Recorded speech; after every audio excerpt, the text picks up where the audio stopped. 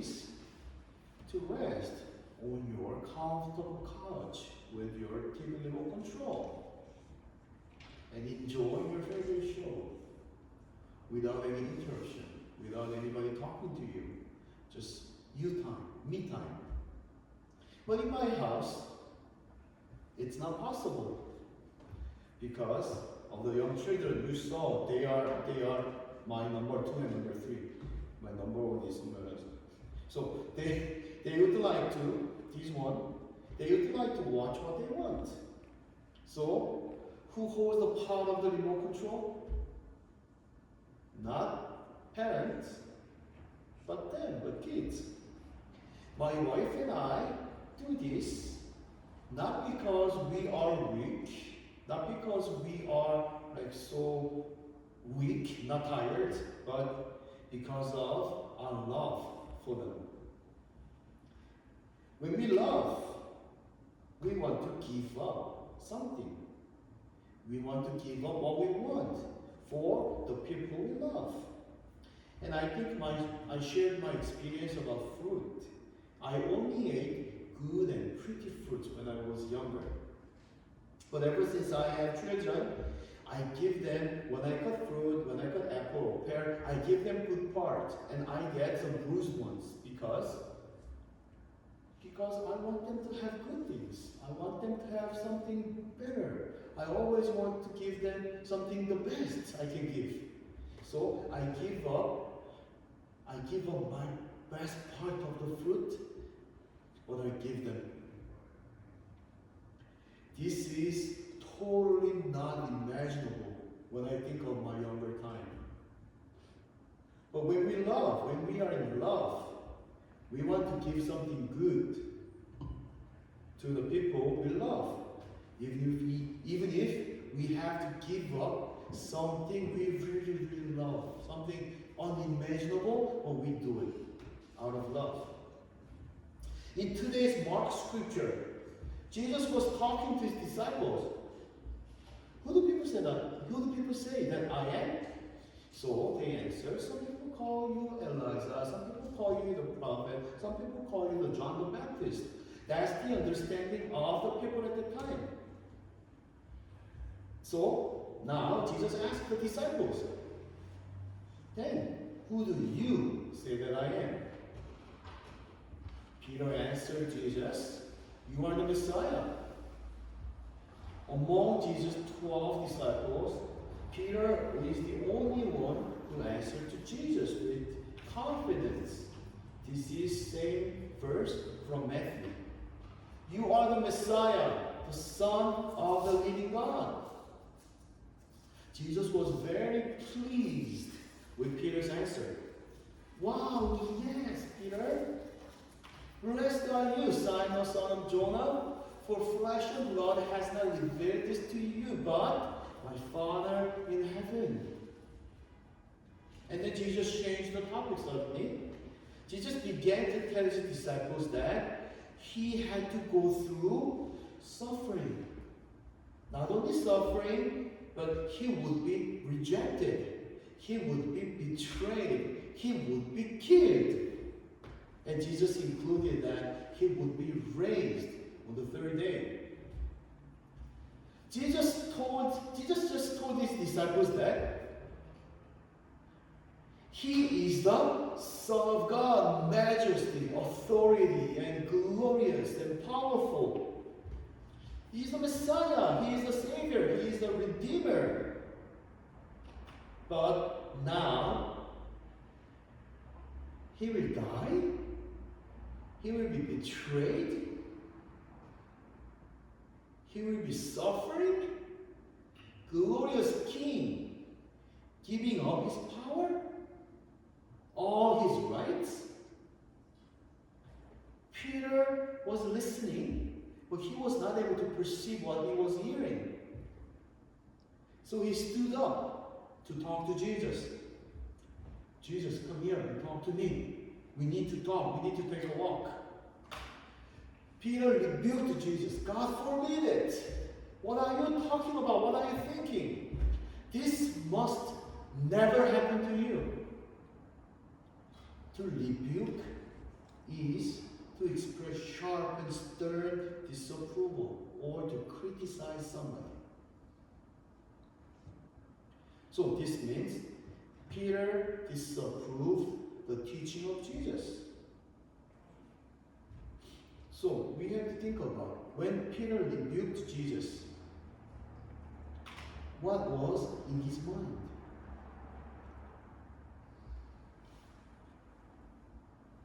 The love for Jesus. Peter did this. Peter rebuked Jesus to love him. Peter loved Jesus so much. He loved his works, he loves his teaching, he loves the time spending together, he loved his wisdom, he loved his miracle work, he loved his power, his fame, and all the confidence Jesus had. Because Peter was so faithful to Jesus, and because he was so passionate for Jesus, because he loved him so much, he stood up and disagreed with Jesus. Peter was not able to see Jesus losing his power and what he had at the time. Peter was thinking, it's going great, but why giving up everything? Why betrayal? Why suffering? Why death? Why? We kind of understand Peter's feeling. Peter's disappointment with Jesus and Peter's disagreement with Jesus' teaching. Sometimes we experience disagreement in our household, in our school, in our work, in our church.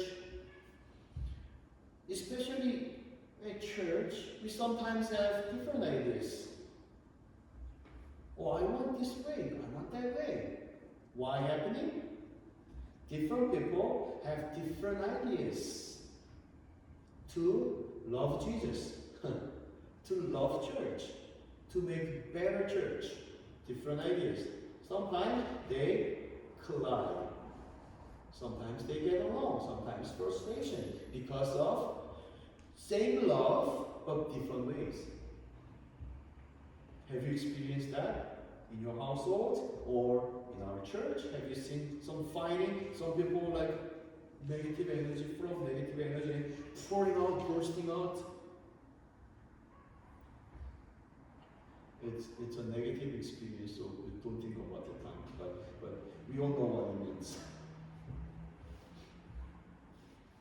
At the time, everybody is full of love of Jesus, full of love for church, but no one is giving up, but stubbornly press on. Although Jesus knew what Peter was thinking, to Peter, Jesus answered. Matthew 16:23. But Jesus turned and said to Peter, "Get behind me, Satan. You are a stumbling block to me, for you are setting your mind not on divine things, but on human things." Shocking. Just before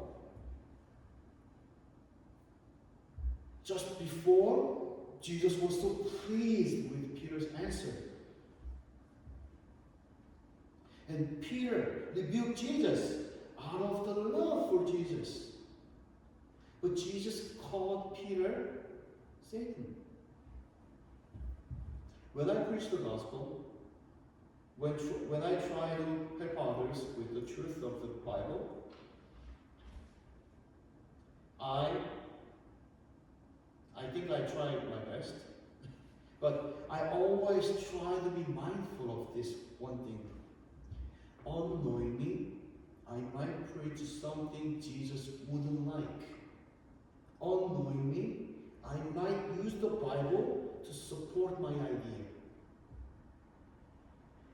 At that time, Jesus might call me, "Hey, you, that's not right. You said you become a stumbling block to me, to people." For that, I'm very, very cautious. Try to be cautious. As I prepare worship services and as I minister God's church, my prayer is not to go beyond Jesus, but to follow him faithfully and obediently. Not me, but Jesus. We all understand this opposite experience of Peter. Peter was praised by Jesus. Peter was rebuked by Jesus. Peter was doing great. Peter was making mistakes. Peter was on the right track. And Peter was not. Peter was a great role model we have to follow. But sometimes Peter becomes the stumbling block. Then, how we can avoid becoming the stumbling block for others, and how can we reduce failures in our lives? Mark 8:34. If any want to become my followers, let them deny themselves and take up their cross and follow me. Okay? Read this one more time for 15 seconds, asking this question. What is the key word of this verse? Key word of this verse for you? It could be different by different times, or different people, or different situations. To some, denying themselves would be highlighted, or taking up their cross could be stand up, or following Jesus could be the main lesson for somebody. What stood out for you from this verse? Each of us could be Peter in any situation. Sometimes we please God with our love and faith. Other times, our love and faith and passion becomes hindrance to God's work. We misunderstand and try to walk ahead of Jesus out of our love, out of our faithfulness, out of our passion, out of our diligence for our Jesus, our love of Jesus, and for our church.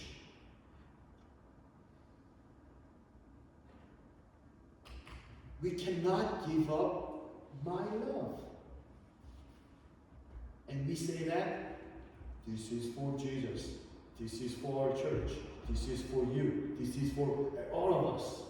But that's my love, my way of love. But we do that.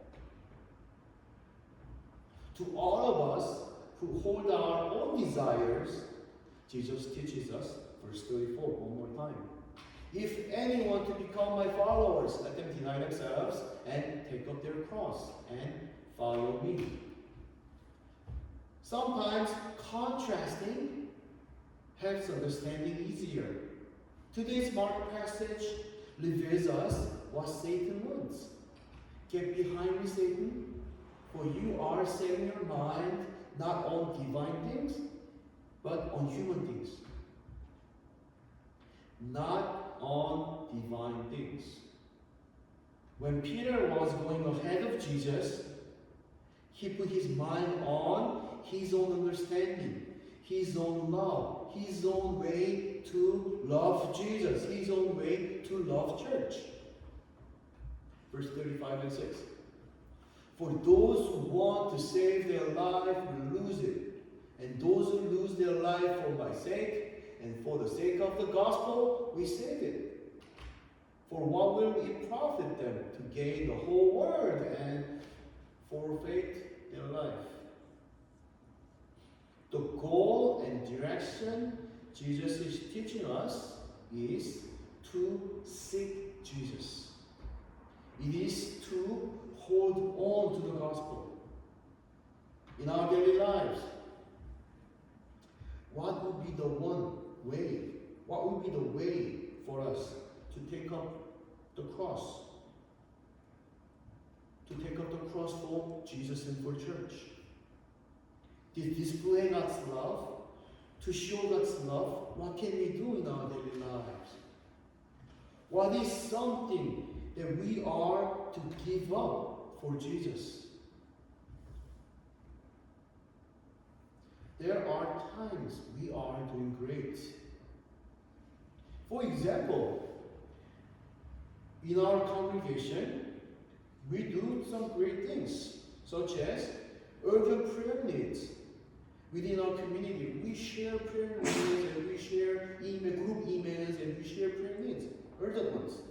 And we care for each other and we share our love in fellowship time, and we welcome. Because some newcomers say that we are welcoming great, we are welcoming community. And this is great experience. This is sometimes we say, oh, we shared urgent need of prayer. We feel each other's caring for me, caring each other, and we welcome each other. And you feel them experience that sometimes it's precious. In our togetherness, God's love and power are experienced in our community of worshiping community. It is lighting up the whole community. With love, we gladly give up our time to care for our community. We make phone calls, we take time to pray for them, or sometimes we actually provide them their needs, their practical needs. And many of us here are involved with Martha's Table. Martha's Table is Thursday community lunch. We cook soup, sandwiches, and vegetables, and we share to the people who are coming. Sometimes some people are needy people, some people need community, some people need to talk to somebody, some people just want to have some social meeting. There are a variety of needs in Martha's Table. That we are giving our energy, we are giving our time. That is our life, isn't it? Giving us 2 hours or 3 hours, giving us our heart, giving us our energy, that's giving Martha's Table our life.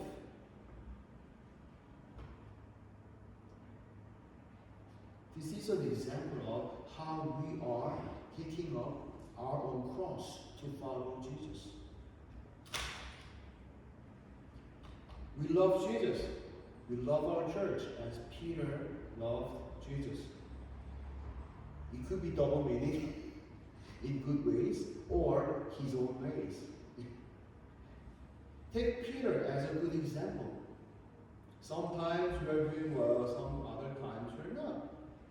We overdo and we try to step ahead of Jesus sometimes with our own ideas and with our own love. So evaluate your heart frequently. If you are taking up your cross and following the steps of Jesus, then tap on your shoulder. When I was in high school, when I was in B honor roll or A honor roll, the principal always gathered us in foyer and hug yourself and tap on your shoulder and give yourself a great encouragement. Good job, and give us a donut for the encouragement. So encourage yourself if you're doing a great job. If you're following Jesus, not going ahead of Jesus, then encourage yourself and give yourself a Tim Hortons donuts on the way back home. Or if you are trying to love and serve Jesus in your own ways, with your overwhelming passion and energy and power and love and your will, slow down and adjust your focus. God knows that you love Him. You love Him. God knows that. So ask yourself a question. What is something I should give up now for the sake of Jesus? Remember, Peter in the Bible is not that different from us. It's not that different from us. Like Peter, sometimes we are doing great, while other times we fall. There are ups and downs in our lives all the time. Let us take Jesus as our unwavering anchor. Even though there are ups and downs in our lives, Jesus is holding us. This is a quote from Jim Elliot. He is no fool who gives who gives up what he cannot keep to gain that which he cannot lose. One more time. He is no fool who gives up what he cannot keep to gain that which he cannot lose. What is the one thing we cannot lose? Then we will be able to figure out what to let go. For the gospel, for the love, for the truth, for the life, for the sake of Jesus Christ, let us take up our own cross and let us focus on Jesus alone and let us follow the steps of Jesus. This is the message of the Lord for us today. Let us come to God in responsive hymn. There is a Redeemer.